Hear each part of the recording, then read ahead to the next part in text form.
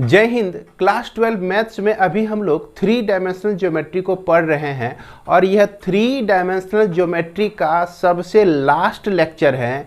यानी कि अब इस लेक्चर के बाद आपका 3 डायमेंशनल ज्योमेट्री पूरी तरह से समाप्त हो जाता है और 3 डायमेंशनल ज्योमेट्री से रिलेटेड आप लोग के लिए लगभग 17 लेक्चर दिए गए हैं। और आज इस लेक्चर के माध्यम से हम लोग जो चीज़ पढ़ने वाले हैं, condition for the coplanarity of 2 lines, यानी कि 2 लाइन एक ही प्लेन पर हैं तो इसके लिए क्या कंडीशन होना चाहिए, इसको हम लोग जानेंगे। तो भैया सीधी बात है कि 2 लाइन आपको कहा गया, 2 लाइन कहा गया, ठीक है। और ये दोनों लाइन कहा कि एक ही प्लेन पर एग्जिस्ट कर रहे, तो इसके लिए क्या कंडीशन होना चाहिए। तो लाइन का इक्वेशन देखिए दिया गया है एक, r equal to a1 vector plus lambda b1 vector, और यह r equal to a2 vector plus lambda b2 vector दिया गया है। ये बताता है कि A2 पॉइंट जो है आपका, A2 पॉइंट जिसका पोजीशन वेक्टर आपका A2 है, और इस पर एक पॉइंट है आपका, चलिए A1 मान लेते हैं, जिसका पोजीशन वेक्टर A1 है। अगर ये दोनों लाइन इसी प्लेन पर एग्जिस्ट कर रहा है तो ये दोनों पॉइंट भी इसी प्लेन पर एग्जिस्ट करेगा। क्लियर बात है, इसमें तो कहीं कोई शक वाली बात नहीं है। दूसरी बात क्या है कि यह दोनों आपका एक ही प्लेन पर एग्जिस्ट कर रहा है, तो इसकी मदद से अगर हम इस दोनों लाइन की मदद से प्लेन का ही इक्वेशन निकाल दें तो प्लेन का इक्वेशन वैसा ही निकलेगा जो इस दोनों लाइन के सारे प्रॉपर्टी को होल्ड करता है। सब नेचर जो है इस प्लेन में भी है तो लाइन में भी है, तो हम कह सकते हैं कि यह प्लेन में ही यह दोनों लाइन आपका एग्जिस्ट करता है। अब इसके लिए हम देखिए क्या करते हैं कि ये b1 वेक्टर और ये आपका b2 वेक्टर है ना, b1 वेक्टर और ये आपका b2 वेक्टर, यहाँ से b1 को उठा लिए, यहाँ से b2 को उठा लिए। अगर दोनों का क्रॉस प्रोडक्ट हम कर दें, b1 क्रॉस b2 कर दें, तो हम क्या देखते हैं कि इस पर जो है एक परपेंडिकुलर, इसका डायरेक्शन क्या हो जाता है, परपेंडिकुलर हो जाता है। यानी कि इस प्लेन पर एक नॉर्मल हमको मिल जाता है जो कि आपका b1 क्रॉस b2 होता है। क्रॉस प्रोडक्ट ऑफ 2 वेक्टर हमेशा परपेंडिकुलर टू बोथ वेक्टर, दोनों वेक्टर पर क्या होगा आपका, ये परपेंडिकुलर होगा। तो अब देखिए कहानी कैसे कैसे बन रहा है। प्लेन का इक्वेशन के लिए तो हमको क्या चाहिए, परपेंडिकुलर नॉर्मल चाहिए ना, तो नॉर्मल के जगह पे ये काम कर देगा आपका, नॉर्मल के जगह पर। अब देखिए इक्वेशन ऑफ ए प्लेन अगर आप लिखते हैं, equation of a plane through a line, through a line, through a point, किसी पॉइंट से होकर लिखते हैं तो r minus a vector dot n vector equal to 0। यहाँ पर n के जगह पर ये काम कर रहा है, ये r vector minus a vector और यहाँ पर b1 क्रॉस b2 वेक्टर हो जाएगा आपका, डॉट प्रोडक्ट यहाँ पर इक्वल टू 0 हो जाएगा। अब देखिए लेकिन ये a जो है यहाँ पर पॉइंट तो आपका a1 है और a2 है, इसीलिए हम लोग क्या करते हैं कि equation of a plane through a point a1 से होकर गुजरने वाली, तो यहाँ a1 हो जाएगा, यहाँ a1 हो जाएगा। तो ये आपका इक्वेशन हो जाएगा किस प्लेन का, इसी प्लेन का इक्वेशन हो जाएगा, ये जो दोनों लाइन को कंटेन करता है। अब हम ऐसा ही क्यों लिख सकते हैं, अगर मान लीजिए यहाँ पर हम A2 पॉइंट डाल देते हैं तो इसका इक्वेशन क्या हो जाता, R वेक्टर A2 वेक्टर और यह इंटू B1 क्रॉस B2 हो जाता। तो इस तरह से भी प्लेन का इक्वेशन लिखा जा सकता है। तो हाँ भैया, यहाँ पर जो है आप प्लेन का इक्वेशन जो है 2 तरह से लिख सकते हैं। इसके बाद बोला कि कंडीशन क्या होना चाहिए, तो कंडीशन के लिए क्या करते हैं कि पहला वाला जो प्लेन है, पहले वाले प्लेन में यह आपका R जो है जनरल पॉइंट है। किस पर जनरल पॉइंट है, इस प्लेन पर जनरल पॉइंट है। ये प्लेन पर कौन कौन है, ये लाइन भी है, ये लाइन है, तो यानी कि A2 भी इसी प्लेन पर है, A1 भी इसी प्लेन पर है। अब कंडीशन निकालना है। कंडीशन कहने का मतलब कि कोई खास वैल्यू जिसके चलते वह डिफाइन हो जाए कि यह जो है आपका कोप्लेनर है। तो इसी प्लेन पर A2 भी एग्जिस्ट करता है, तो निश्चित रूप से A2 जो है इस प्लेन के इक्वेशन को सेटिस्फाई करेगा, यानी कि R के जगह पर हम A2 रख सकते हैं, A1 रख सकते हैं, तो ये हैं, और यह B1 vector cross B2 vector है ना। अब इसमें कुछ नहीं बचा, जितना भी लाइन, दोनों लाइन से जो जो चीज़ मिला, सारे चीज़ का उपयोग करके हम कह सकते हैं कि यही कंडीशन वो रिक्वायर्ड कंडीशन है जिसके 0 होने पर हम कह सकते हैं कि ये दोनों लाइन जो है आपका कोप्लेनर है। तो इस चीज़ को ध्यान में रखिएगा कि A2 minus A1 dot product B1 cross B2, यहाँ तक कि आप A2 माइनस A1 देखिए, ये ट्रिपल प्रोडक्ट है ऑफ 3 वेक्टर है, ट्रिपल प्रोडक्ट ऑफ वेक्टर्स हैं। तो ट्रिपल प्रोडक्ट ऑफ वेक्टर्स आपका 0 हो जाए तो हम कहेंगे कोप्लेनर। और प्लेन से यानी कि लाइन से हमको क्या क्या चीज़ उठाना है, ये आपको यहाँ देखकर समझ में आ रहा होगा कि लाइन से हमको क्या क्या चीज़ चाहिए। ये दोनों पॉइंट को उठा के इसका डिफरेंस डाल देंगे, और यहाँ जो पैरेलल है, यहाँ जो पैरेलल लाइंस हैं, इसको हम लेकर यहाँ और यहाँ डाल देंगे। इसमें एक चीज़ जो है आपका थोड़ा सा हमने गलती कर दिया था कि यहाँ पर आप म्यू रख सकते हैं, हालांकि ये कांस्टेंट जो है बहुत इफेक्ट नहीं डालता है। तो यहाँ पर म्यू रख के आप 2 लाइन को अलग अलग दर्शा सकते हैं। क्लियर है। अब इसके बाद हम लोग ये जानेंगे कि आखिर इसको कार्टेशियन फॉर्म में कैसे लिखेंगे। तो कार्टेशियन फॉर्म में लिखे बिना तो इसका सॉल्यूशन है ही नहीं भैया, है कि नहीं। तो कार्टेशियन, वैसे भी जब हम क्रॉस प्रोडक्ट करेंगे तो इसको हम डिटर्मिनेंट में ही लाएंगे और ऑटोमेटिक है ये कार्टेशियन में ही चला जाएगा। ऐसे भी आपको याद होगा कि अगर स्केलर ट्रिपल प्रोडक्ट होता है तो इसका जो सॉल्यूशन, इसको जो सॉल्व करते हैं हम लोग डिटर्मिनेंट फॉर्म में करते हैं। तो इसके लिए हम क्या कर सकते हैं, जैसे प्रायः A1 पॉइंट को हम लोग क्या लेते हैं, x1 i unit vector, y1 j unit vector, z1 k unit vector, और A2 को क्या लेते हैं, x2 i unit vector, y2 j unit vector और z2 k यूनिट वेक्टर। तो यहाँ पर x2 minus x1, y2 minus y1 और z2 माइनस z1 हो जाएगा। इसके बाद B1 का कंपोनेंट, B1 का कंपोनेंट जो है हम लोग लिख सकते हैं, क्या लिख सकते हैं, B0, या इस तरह से लिख दीजिए A1 B1 C1। और ये जो B2 है इसका, इस वेक्टर के लिए हम लोग यूज कर सकते हैं A2 B2 C2, A2 B2 और C2। क्लियर है। तो इस तरह से यहाँ पर अगर 0 हो जाता है तो इसको हम लोग किस कार्टेशियन फॉर्म में लिखकर और कंडीशन को वेरीफाई कर सकते हैं कि भैया ये जो 2 लाइन है दोनों कोप्लेनर हैं कि नहीं। तो चलिए यहाँ तक तो हो गया आपका कोप्लेनर के लिए। अब इसके बाद जो है अगर आपको पूछ दे कि इक्वेशन क्या होगा, इक्वेशन, तो इक्वेशन में आप क्या कीजिएगा, सिर्फ x2 y2 और z2 के जगह पर x y z रख दीजिएगा, तो इक्वेशन आपको प्लेन का मिल जाएगा। कार्टेशियन फॉर्म में इक्वेशन निकालने के लिए ध्यान दीजिए, फिर से इस जगह x y और z कर देंगे तो हमको इक्वेशन मिल जाएगा।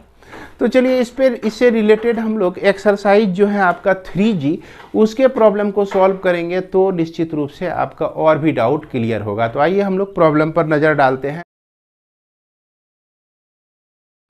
तो जैसा कि आप लोग बोर्ड पर भी देख सकते हैं, ये आपका एक्सरसाइज 3G का पहला नंबर ही प्रॉब्लम हमने लिया है कि 2 लाइन का इक्वेशन आपका दिया गया है और कह रहा है कि are coplanar and also find the equation of the plane containing them, और उसको कंटेन करने वाला प्लेन का इक्वेशन भी हमें निकालना है। तो सबसे पहले यहाँ पर हमको ये कंडीशन देना है कि ये दोनों लाइन जो है कोप्लेनर है। तो कोप्लेनर के लिए हम लोग जान रहे हैं क्या, A2 माइनस A1 वेक्टर है ना, और dot product B1 cross B2 जो है आपका 0 के बराबर हो जाए तो इस कंडीशन में ये कोप्लेनर हो जाएगा। A2 हमको कहाँ से मिलेगा, ये हमारा A2 है, 2i plus 6j plus 3k जो है ये आपका A2 वेक्टर है। A1 वेक्टर आपका क्या है, ये वेक्टर आपका यहाँ से मिल जाएगा 0i unit vector plus 2j unit vector minus 3k unit vector. उसके बाद B1 वेक्टर को आप यहाँ से ले सकते हैं i unit vector plus 2j unit vector plus 3k unit vector. अब B2 को आप यहाँ से ले सकते हैं 2i plus 3j plus 4k लिखना है आपको। अब A2 माइनस A1 लिखिए, हालांकि इसको हम कन्वर्ट क्या करेंगे, डिटर्मिनेंट फॉर्म में ही कन्वर्ट करेंगे तभी हम इसको सॉल्व कर सकते हैं। तो क्या किए, ये आपका A2 माइनस A1, 2 माइनस 0 किए तो 2 हुआ, 6 माइनस 2 किए तो 4 हुआ, 3 माइनस माइनस 3 किए तो 6 हो गया। अब फिर यहाँ पर कंपोनेंट्स 1 2 3 होता है, 1 2 और ये 3 होता है, 2 3 4 होता है, तो 2 3 4 होता है। अगर ये वैल्यू आपका 0 आ जाता है तो हम कहेंगे कि दोनों लाइन जो है आपका क्या है, कोप्लेनर है। तो चलिए इसको निकालते हैं। तो 2 इंटू 4 2 जा 8 माइनस 3 3 जा 9, अब फिर माइनस 4 लेंगे हम लोग, है ना। इसको सॉल्व करने के लिए तो जान ही रहे होंगे, रो कॉलम को ढक दिए, 2 इंटू 4, 4 माइनस 3 2 जा 6, अब फिर प्लस 6 लिए हम, है ना। उसके बाद 3 माइनस 4, 3 माइनस 4, अब इसको सॉल्व करते हैं। तो 2 इंटू माइनस 1 तो माइनस 2 हो जाएगा, माइनस 4 इंटू माइनस 2 तो प्लस आपका 8 हो जाएगा। अब फिर यहाँ पर माइनस 6 हो जाएगा, तो 6 माइनस 2 माइनस 8 अब प्लस 8, तो ये क्या हो गया, 0 हो गया। Therefore both lines are coplanar, both lines are coplanar, क्या हो जाएगा, कोप्लेनर हो जाएगा। क्लियर है। अब इक्वेशन ऑफ लाइन प्लेन आपको निकालना है, तो इक्वेशन ऑफ प्लेन में हम लोग क्या करते हैं, इक्वेशन ऑफ प्लेन में हम लोग क्या करेंगे, यहाँ पर जो देख रहे हैं आपका A2 माइनस A1, तो सिंपल है, ये आपका x माइनस A1 हो जाएगा। अब फिर B1 क्रॉस B2, यही आपका इक्वेशन ऑफ प्लेन हो जाएगा। तो इसके लिए हम लोग क्या लिखेंगे भैया, इसको क्या लिख सकते हैं कि 2x माइनस, देख लीजिए यहाँ पर x माइनस 0, चूंकि ये r वेक्टर जो है, माफ करेंगे, ये r वेक्टर, ये a वेक्टर है ना, ये r वेक्टर का कंपोनेंट x y और z है। तो x माइनस क्या करेंगे 0, x माइनस 0, फिर इसका y कंपोनेंट में इसका y कंपोनेंट को घटाएंगे तो y माइनस 2, अब फिर z माइनस 3 तो z प्लस 3 हो जाएगा। और उसके बाद ये तो सेम ही रह जाएगा आपका, 1 2 3 रह गया और 2 3 4 हो गया, 2 3 और 4 हो गया। इसको जब सॉल्व करेंगे आप तो ये x इंटू यहाँ देखिए, सॉल्व करने के बाद कितना आया था आपका, -1 आया था, तो ये आपका -1 हो गया। अब फिर माइनस लिखेंगे, यहाँ y माइनस 2 का रो और कॉलम को ढक दिए, तो 4 इंटू 6, ये इसको मल्टीप्लाई करेंगे तो 6 हो जाएगा, इसको मल्टीप्लाई करेंगे तो 4 हो जाएगा, 4 माइनस 6 जो कि -2 आता है, तो यहाँ पर -2 आ गया। फिर उसके बाद z प्लस 3 लेंगे, इंटू कर देंगे हम लोग, 3 इंटू 1 और 2 2 जब 4, 3 माइनस 4 तो -1 हो गया, इक्वल टू आपका 0 हो जाता है। ये माइनस x, यहाँ पर प्लस 2y, ये तो प्लस ही हो गया, -4, अब फिर z प्लस 3 माइनस 1 तो minus z minus 3 equal to 0, और यह minus x minus y minus z, माफ करेंगे, -2y plus 2y, minus Z, -4 -3 तो -7 इक्वल टू 0। तो ये हो जाएगा x minus 2y plus z plus 7 equal to 0। तो संभवतः यही आपका प्लेन का इक्वेशन हो जाएगा, x 2 और -2। और इसी को हम लोग वेक्टर फॉर्म में क्या लिख सकते हैं, r वेक्टर डॉट इसका कंपोनेंट 1i, यहाँ कंपोनेंट 2j, यह कंपोनेंट आपका 1 + 1 k vector plus 7 equal to 0। तो इसको हम लोग जो है किस फॉर्म में कन्वर्ट कर सकते हैं, वेक्टर फॉर्म में भी कन्वर्ट कर सकते हैं। अब तो कार्टेशियन फॉर्म और वेक्टर फॉर्म को कन्वर्ट करने में आप लोगों को ज़्यादा बहुत परेशानी नहीं होती होगी, है ना। हमें उम्मीद है कि इसे आप लोग समझ रहे होंगे। इसी तरह से क्वेश्चन नंबर 2 भी है, तो 2 को तो आप लोग निश्चित रूप से अपने बाद क्वेश्चन नंबर 3 जैसा कि बोर्ड पर भी आपको दिख रहा होगा, इसमें क्या कहता है कि so that the line r equal to a plus lambda b. R जो लाइन है a प्लस लेमडा बी है, और एक आर दूसरा लाइन जो है b vector plus mu a vector दिया गया है। अब फिर कहता है कि are coplanar and the plane containing them is given by, और इक्वेशन ऑफ प्लेन जो है आपको दिखाना है क्या, कि r dot a across B equal to यह आपका 0 हो जाता है। अब देखा जाए कि हम लोग जान रहे हैं कि ये जो कोप्लेनर के लिए a2 minus a1 vector dot b1 vector cross b2 vector को 0 के बराबर होना चाहिए, तभी हम इसको कोप्लेनर कह सकते हैं। लेकिन हमारे पास क्या है, a1 के जगह पर a1 वेक्टर के जगह पर हमारा a वेक्टर है, और a2 वेक्टर के जगह पर b वेक्टर है, और यहाँ b1 वेक्टर के जगह पर हमको b दिया गया है, और b2 वेक्टर के जगह पर हमको a दे दिया गया है। अब इस चीज को हम लोग इस कोप्लेनरिटी के कंडीशन में रख देते हैं। a2 यानी कि b vector minus a vector, यही ना होगा, a2 माइनस a1। अब फिर b1 क्रॉस b2, तो b1 क्रॉस b2 यानी कि b vector cross a vector equal to 0 होना चाहिए। अब इसको जरा सा सॉल्व करते हैं। अब ये b वेक्टर का dot product b vector cross a के साथ हो जाएगा, डिस्ट्रीब्यूटिव लॉ लगा दिए, माइनस a वेक्टर का डॉट प्रोडक्ट जो है आपका b vector cross a vector के साथ हो जाएगा। अब यहाँ पर देखिए 2 गो स्केलर ट्रिपल प्रोडक्ट है, और स्केलर ट्रिपल प्रोडक्ट में आप प्रॉपर्टी पढ़े होंगे कि अगर 2 वेक्टर का वैल्यू सेम हो जाए तो दोनों का मान जो है आपका 0 होता है, यानी यह भी 0 यह भी 0। याद कीजिए, इसके ट्रिपल प्रोडक्ट में 2 same vector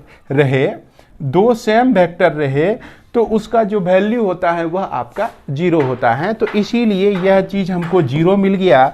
therefore both plane, ये दोनों प्लेन जो है कोप्लेनर हो जाएगा। क्या हो जाएगा? कोप्लेनर हो जाएगा। अब इसके बाद समझिए इक्वेशन हमको लिखना है।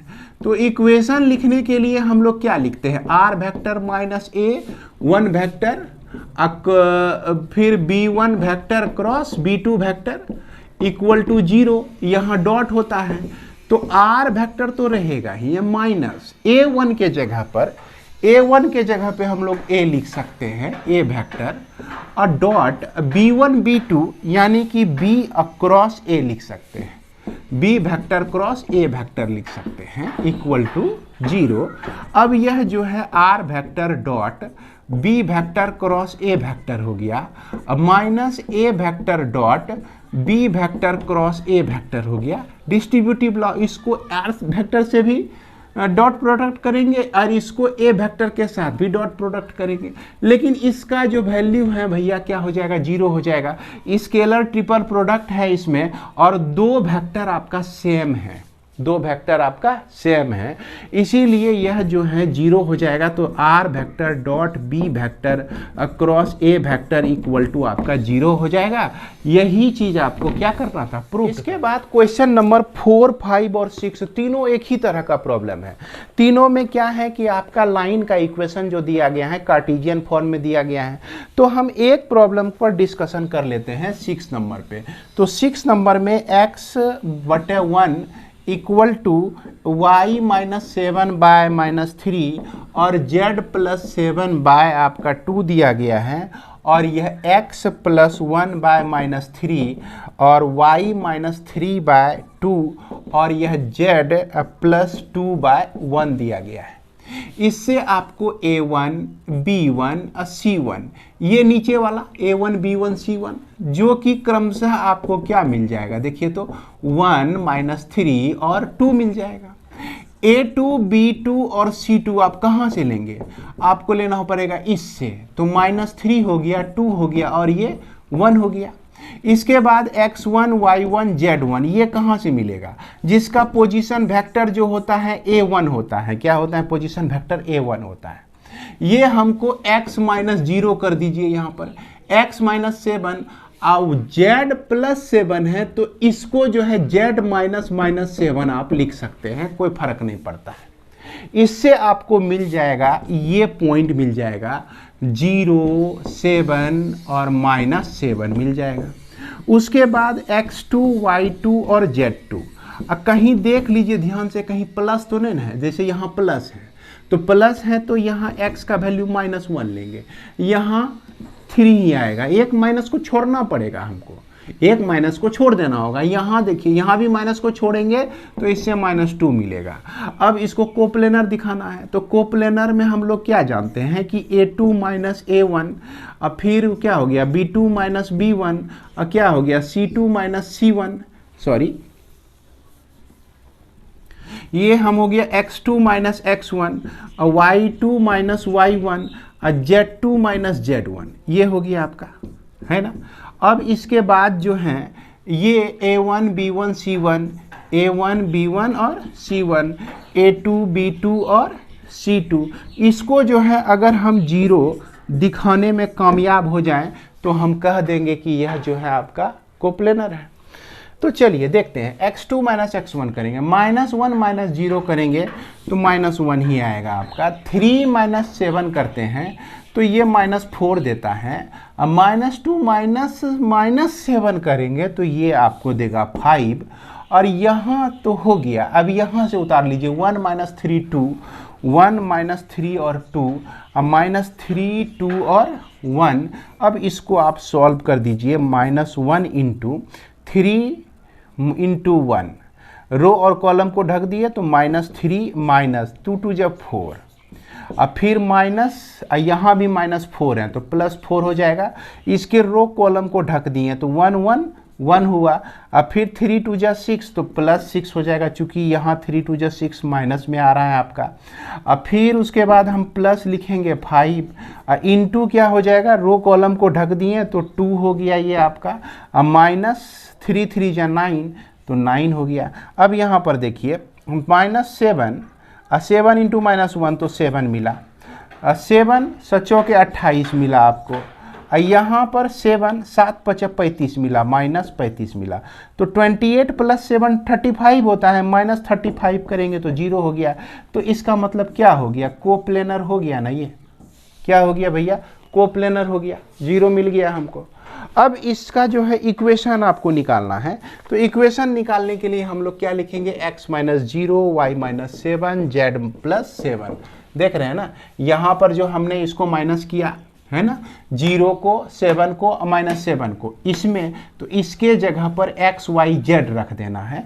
तो x minus 0, y minus 7, z plus 7, और इसके बाद जो है आपका 1 3 -3 और 2, और इसके बाद जो है -3 2 और ये 1, अब जब इसको सॉल्व करेंगे इक्वल टू 0 रख के, तो यही आपको इक्वेशन ऑफ द प्लेन दे देगा, इक्वेशन ऑफ द प्लेन दे देगा। और इस प्लेन को आप सॉल्व करेंगे तो आपको मिलने वाला है x plus y plus z equal to 0। इसको आप भैया सॉल्व कर लीजिएगा, इसको सॉल्व कर लीजिएगा। 2 बार हमने बोल दिया है, आप निश्चित रूप से इसको सॉल्व कर लीजिएगा, क्योंकि इस डिटर्मिनेंट को आप सॉल्व कर सकते हैं, हमको पूरा भरोसा है। तो उम्मीद रखते हैं कि समझदारी में दिक्कतदारी नहीं हो रही। अंत में हमारा क्वेश्चन नंबर 7, जैसा कि आपको बोर्ड पर दिख रहा होगा, ये 7 नंबर क्वेश्चन में कहा गया है कि find the equation of the plane which contains 2 parallel line. एक प्लेन जो है 2 पैरेलल लाइन को कंटेन करता है, और ये दोनों लाइन जो है आपका दिया गया है, बोर्ड पर भी लिखा गया है। अब देखिए, सबसे पहली बात कि ये दोनों लाइन पैरेलल हैं, इसको हम कैसे पहचानेंगे? तो इसको पहचानने का सबसे आसान तरीका है कि आप देख सकते हैं कि इसके डिनोमिनेटर में, कहने का मतलब direction ratio of a normal, दोनों का सेम, माफ करेंगे, direction ratio of A parallel line. चूंकि लाइन का इक्वेशन में हम लोग पैरेलल लाइन की मदद लेते हैं, तो इस लाइन, ये जो लाइन का इक्वेशन है, इसमें जो पैरेलल लाइन का डायरेक्शन रेशियो है 1 - 4 5, और इसका भी डायरेक्शन रेशियो 1 - 4 और 5, दोनों का डायरेक्शन रेशियो आपका सेम होगा। ठीक है, तो समझ गए कि ये दोनों लाइन जो है पैरेलल हैं। इससे हमको ये जो लाइन है आपका, ये किसी पॉइंट से होकर गुजर रही है, तो इस पॉइंट का डायरेक्शन रेशियो जो है क्या हो जाएगा, यहाँ से 3 मिलेगा, यहाँ से -2 मिलेगा, यहाँ से आपको 0 मिलेगा। यानी कि यह लाइन जो आपका गुजर रही है एक पॉइंट से, उस पॉइंट का डायरेक्शन रेशियो जो है 3 - 2 0 है, या नहीं तो उस पॉइंट का कोऑर्डिनेट जो है आपका 3 - 2 0 है, जिसको हम लोग x1 y1 z1 से रिप्रेजेंट कर सकते हैं। और इस पर जो है एक पॉइंट मिलता है हमको, इस लाइन पर जो पॉइंट आपका 4 3 और 2 है, जिससे होकर ये लाइन आपका गुजरती है। अब ये दोनों लाइन एक ही प्लेन पर हैं, तो निश्चित रूप से उस प्लेन पर भी यह दोनों पॉइंट एग्जिस्ट करेगा। बात को समझिएगा। अब ये दोनों लाइन जो है इसी प्लेन पर हैं, इस पर पॉइंट A1 और इस पे पॉइंट A2, जिसका पोजीशन वेक्टर दिया गया है, तो इसी प्लेन पर ही ना ये दोनों पॉइंट हैं। अब हम लोग जानते हैं equation of a plane through a point, किसी पॉइंट से होकर इक्वेशन ऑफ प्लेन हम कैसे लिख सकते हैं? तो हम लोग लिख सकते हैं a × x - x1। तो ये पॉइंट उठा लेते हैं, इस पॉइंट से होकर प्लेन का इक्वेशन है ना, को हम लोग लिख सकते हैं, इस तरह से लिख सकते हैं। अब ये जो प्लेन का इक्वेशन आप देख रहे हैं, यह प्लेन का इक्वेशन इस पॉइंट से भी होकर गुजर रही है, तो यानी ये पॉइंट इसको सेटिस्फाई करेगा। तो इसको हम लिख सकते हैं 4 - 3 plus b × 3 + 2 plus c × z -0 है, तो z के जगह पर 2 - 0 = 0। इस तरह से आपको मिलता है a plus 5b plus 2c = 0। एक रिलेशन हमको मिल गया a b c में। यह a b c हमको मदद करेगा प्लेन का इक्वेशन को निकालने में। क्लियर है? अब देखिए, इस प्लेन पर जो है जो भी नॉर्मल होगा, जिसका डायरेक्शन रेशियो आपका ABC है, और इस दोनों लाइन के पैरेलल जो है एक तीसरा लाइन M, जिसका डायरेक्शन रेशियो आप देख सकते हैं 1 - 4 और 5 है, 1 - 4 और 5 है। तो इसका डायरेक्शन रेशियो का डॉट प्रोडक्ट जो होगा वो आपका 0 के बराबर होगा। क्यों? क्योंकि इस दोनों के बीच का एंगल क्या है आपका 90 डिग्री है। तो इसलिए हम लोग को मिल जाता है a b × -4 तो -4b, c × 5 तो +5c = 0। इस तरह से हमको दो इक्वेशन मिलता है। एक इक्वेशन a + 5b + 2c = 0 और दूसरा इक्वेशन a - 4b + 5c = 0। अब इस दोनों में क्रॉस मल्टीप्लिकेशन लगाकर आप a, b, c का मान निकाल लीजिए। अब कैसे निकालेंगे? a बाय क्या लिखेंगे? a को ढक दिए, 5 × 5 कर दिए तो 25 हो गया। अब 4 × 2 8, अब -8, अब -8 है तो +8 हो जाएगा। b बाय इसको ढक दिए, नीचे से ऊपर मल्टीप्लाई करेंगे तो 2 × 1 तो 2 होता है, अब 5 × 1 तो 5 होता है। c बाय इसको ढक दिए, 4 1 × -4 तो -4 हो गया, 5 × 1 तो -5 हो गया। इस तरह से आपको मिल गया, क्या क्या मिल गया भैया? a by 33 = b by -3 = c by -9, है ना। और जब इसको हम लोग k मान लें या लेमडा मान लें तो इस तरह से a का वैल्यू जो है 33 लेमडा हो जाएगा, b का जो वैल्यू है ना, b का जो वैल्यू है -3 लेमडा हो जाएगा और c का वैल्यू -9 लेमडा हो जाएगा। अब a b c का मान जो है आप इसमें रख दीजिए, है ना, इसमें क्या कर दीजिए? रख दीजिए a b c का मान, तो आपको फाइनली मिल जाएगा 11x -y -3z = 35 equation of the plane मिल जाएगा।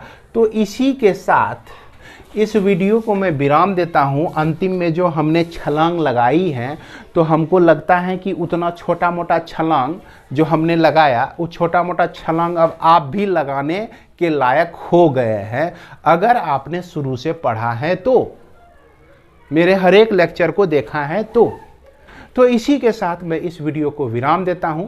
मिलते हैं हम लोग नेक्स्ट वीडियो में। जय हिंद, जय भारत।